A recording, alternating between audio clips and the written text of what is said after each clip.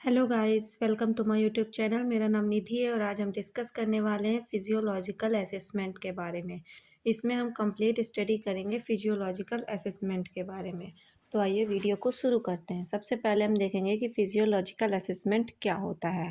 तो physiological assessment is the process of collecting, analysing and interpreting data related to the physical and functional status of the body system through observation, examination and measurement. यानी physiological assessment एक scientific process है जिसमें nurse या doctor patient के vital function और body systems को observe या measure और रिकॉर्ड करता है। क्लियर है। इसका मेन एम होता है डिसीज़ को अर्ली स्टेज में आइडेंटिफाई करना, पेशेंट की करंट कंडीशन को इवेलुएट करना या फिर ट्रीटमेंट और नर्सिंग केयर प्लान बनाना। अगर हम इसको सिंपल वर्ड्स में जानें तो उस फिजियोलॉजिकल असेसमेंट को हम पेशेंट के बॉडी के नॉर्मल फंक्शनिंग को सिस्टमेटिकली चेक करना कहते हैं। ये assessment mostly nursing, medical examination और पेशेंट केयर में यूज़ होता है ताकि पेशेंट की ओवरऑल हेल्थ स्टेटस समझ सकें। क्लियर है। नेक्स्ट हम देखेंगे purpose of physiological assessment to determine the patient physiological health status. तो ये इससे हम लोग क्या करते हैं कि जो पेशेंट है उसकी फिजिकल हेल्थ स्टेटस को भी डिटरमाइन कर सकते हैं to identify actual and potential physiological problems. यानी इसमें हम एक्चुअल और पोटेंशियल फिजियोलॉजिकल प्रॉब्लम्स को भी आइडेंटिफाई कर सकते हैं to establish a baseline of comparison.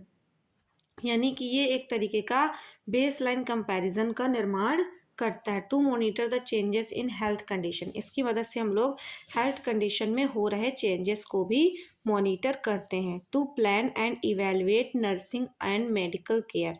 यानी इसमें हम लोग प्लान बनाते हैं प्रॉपरली और इवेलुएट करते हैं नर्सिंग और मेडिकल केयर को कि जो केयर हम लोग पेशेंट को प्रोवाइड करा रहे हैं उसमें क्या आउटकम आता है। नेक्स्ट डिटेक्ट करते हैं हम अर्ली साइन और इलनेस पेशेंट की कि वो कैसी है।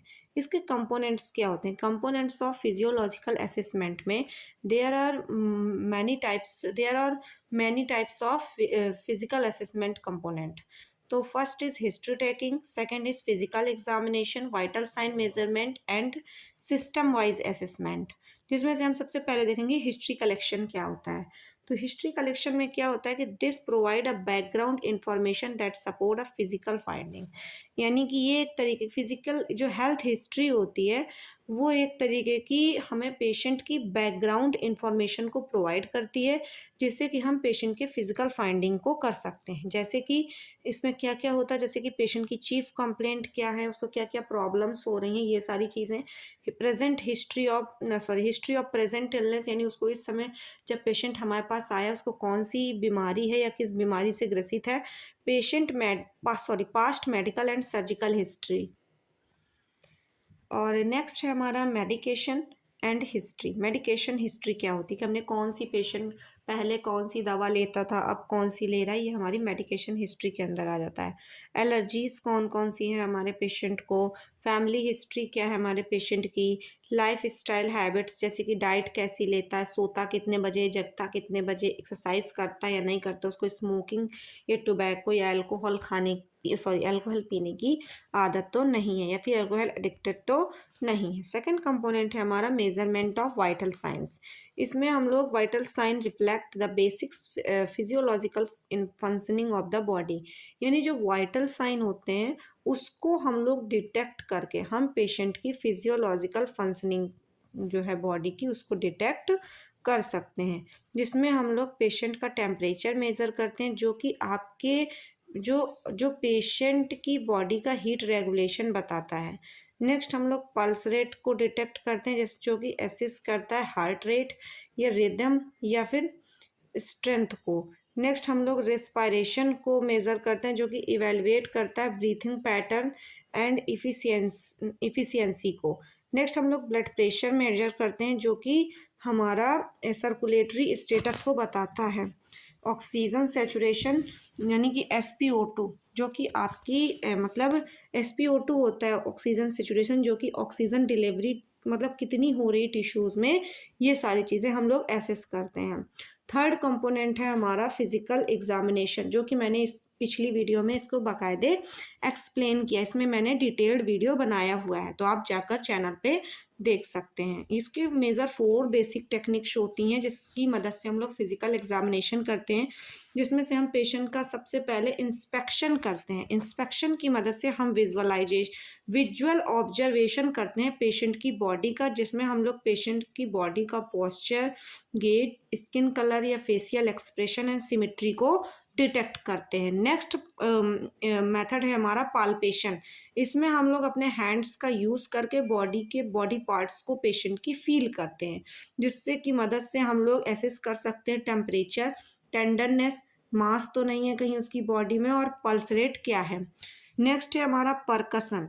परकशन के यानी परकसन की मदद से यानी टैप करके हम बॉडी सरफेस पे एसेस कर सकते हैं कि अंडरलाइंग स्ट्रक्चर्स कैसे हैं बॉडी के, जो कि मदद करता है डिटेक्ट करने में फ्लूइड यानी स्टमक एरिया या एब्डोमिनल कैविटी में हम लोग दबा कर देखेंगे या पल मतलब टैप करके देखेंगे तो हम लोग को पता चल जाएगा कि यहाँ पे फ्लूइड तो एक्यूमुलेटेड नहीं है, साइट की प्रॉब्लम तो नहीं है, या फिर एयर तो नहीं है, गैस तो नहीं है, या सॉलिड मास तो नहीं है। नेक्स्ट मेथड है हमारा एस्कल्टेशन। एस्कल्टेशन में हम लोग लिसन यानी सुन करके हम इंटरनल बॉडी के साउंड को हम लोग with the help of stethoscope यानी बॉडी के इंटरनल ऑर्गन्स के जो साउंड होते हैं उनको हम स्टेथोस्कोप की मदद से सुन करके हम पेशेंट की बॉडी फंक्शनिंग को डिटेक्ट करते हैं। इसकी मदद से हम लोग हार्ट साउंड, लंग साउंड और बॉवल साउंड को डिटेक्ट कर सकते हैं। फोर्थ है हमारा सिस्टम वाइज साइकोलॉजिकल असेसमेंट। क्या होता है, तो हम लोग अलग अलग बॉडी पार्ट्स या अलग अलग सिस्टम के अकॉर्डिंग हम लोग इसको डिटेक्ट करते हैं, असिस्ट करते हैं। तो हमारा जैसे कि पहला है न्यूरोलॉजिकल सिस्टम, जिसमें हम लोग level of consciousness, patient orientated है या नहीं है। नेक्स्ट प्यूपिलरी रिस्पॉन्स कैसा है, पेशेंट का मोटर और सेंसरी फंक्शंस कैसा है, रिफ्लेक्सेस कैसे हैं बॉडी के, ये सारी चीज़ें असिस्ट करते हैं। कार्डियोवैस्कुलर सिस्टम में हम लोग heart rate, rhythm, blood pressure, peripheral pulses या फिर कैपिलरी रिफिल्स या फिर presence of oedema and cyanosis तो नहीं है बॉडी में। रिस्पायरेटरी सिस्टम में हम लोग रिस्पायरेटरी रेट कितना है, नॉर्मल कितना होता है 16 to 18 या 20 ब्रीथ पर मिनट, क्लियर है। या फिर ब्रीथिंग पैटर्न कैसा चल रहा है, चेस्ट मूवमेंट कैसा, सिमिट्री कैसी है, ब्रीथ साउंड कैसा आ रहा है, प्रेजेंस तो नहीं है कहीं पे कफ का।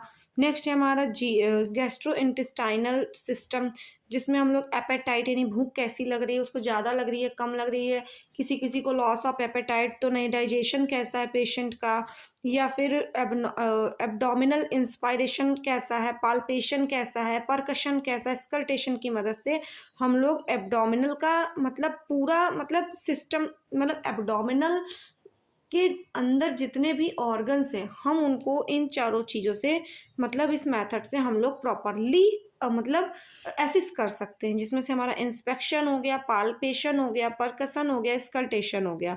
बावल साउंड सुन सकते हैं हम लोग, इलिमिनेशन पैटर्न हम लोग डिटेक्ट कर सकते हैं कि पेशेंट को हमारे कॉन्स्टिपेशन या डायरिया तो नहीं हो रहा है। जिनो जिनाइटो यूरिनरी सिस्टम नेक्स्ट है हमारा, जिसमें हम लोग यूरिनरी फ्रिक्वेंसी, उसका आउटपुट कितना है यूरिन का, उसका कलर कैसा है, अमाउंट कैसा है, पेन तो नहीं हो रहा या फिर बर्निंग सेंसेशन तो नहीं हो रहा ड्यूरिंग यूरिनेशन, मेंस्ट्रुअल हिस्ट्री क्या है फीमेल्स के अंदर, सेक्सुअल हेल्थ इश्यूज क्या हैं, ये सारी चीज़ें। या फिर मस्क्यूलो स्केलेटल सिस्टम में हम लोग पॉस्चर, गेट या फिर हमारा मसल्स स्ट्रेंथ कैसी है बॉडी की, या फिर टोन कैसा है बॉडी का, जॉइंट मूवमेंट कैसा, रेंज ऑफ मोशन क्या है बॉडी का, या प्रेजेंस ऑफ पेन ऑफ डिफॉर्मिलिटीज़ क्या है। या फिर फिफ्थ नंबर पर है हमारा डायग्नोस्टिक डाटा, हम लोग निकालते हैं हमारा फिजियोलॉजिकल असेसमेंट में, जिसमें फिजियोलॉजिकल असेसमेंट को हम लोग डायग्नोस भी करवाते हैं, जैसे कि जिसमें हम लोग कुछ लेबोरेटरी टेस्ट करवाते हैं, जिसमें से हम ब्लड का टेस्ट करवा लेते हैं, यूरिन सैंपल या फिर स्टूल सैंपल। इमेजिंग टेस्ट में हम लोग इमेजिनेशन स्टडीज़ में हम लोग एक्सरे करवा लेते हैं, कुछ सिटी स्कैन्स करवा लेते हैं, एमआरआई। एमआरआई का फुल फॉर्म होता है मैग्नेटिक रेजोनेंस इमेजिनेशन, क्लियर है। सिटी स्कैन का कंप्यूटर टोमोग्राफी, और एक्सरेज हो गई, ईसीजी यानी ईसीजी करवा लेते हैं, पल्मोनरी फंक्शन टेस्ट करवा लेते हैं, ये सब मदद से हम लोग बॉडी के इंटरनल ऑर्गन्स की मतलब फंक्शनिंग को डिटेक्ट कर सकते हैं। नेक्स्ट हम लोग डॉक्यूमेंटेशन क्या क्या करते हैं। तो all finding must be accurately recorded. हम लोग जो भी फाइंडिंग करवा रहे हैं वो ऑनेस्टली एक्यूरेटेड रिकॉर्डेड होनी चाहिए। जैसे कि हमारा ऑब्जेक्टिव डाटा जो कि हमारी मेजरेबल्स फाइंडिंग होती हैं, यानी कि हम लोग इसको खुद से ऑब्जर्व करते हैं, पेशेंट को ऑब्जर्व करके और फाइंडिंग करवा करके हम लोग कलेक्ट करते हैं। और सब्जेक्टिव डाटा जो पेशेंट के द्वारा करी गई कंप्लेंट होती हैं वो हमारा सब्जेक्टिव डाटा हो जाता है। Use the standard medical and nursing terminology. इसको हम लोग स्टैंडर्ड मेडिकल और नर्सिंग टर्मिनोलॉजी के अकॉर्डिंग डॉक्यूमेंट में लिखते हैं या डॉक्यूमेंटेड करते हैं। नेक्स्ट इंपॉर्टेंस क्या है नर्सिंग प्रैक्टिस के। ये हेल्प करती हैं नर्सिंग डायग्नोसिस बनाने में, गाइड करती हैं प्लानिंग करने में कि हमें क्या गोल है, उस गोल को अचीव करने, हम उस गोल को कैसे अचीव करें। नेक्स्ट ये पेशेंट की सेफ्टी को भी इंश्योर करती हैं और क्वालिटी ऑफ केयर को भी इम्प्रूव करती हैं और एविडेंस बेस्ड प्रैक्टिस को भी सपोर्ट करती हैं। तो साइकोलॉजिकल फिजियोलॉजिकल असेसमेंट में इतना ही। यदि आपको फिजियोलॉजिकल असेसमेंट से रिलेटेड जितने भी डाउट्स हैं वो क्लियर हो गए हों तो मेरे चैनल को लाइक करें, सब्सक्राइब करें एंड बेल आइकन को प्रेस करें। Thank you. आप लोगों में से मेरा चैनल बहुत लोग देखते हैं पर कोई सब्सक्राइब नहीं करता, तो प्लीज़ मेरे चैनल को प्रमोट करें। Thank you.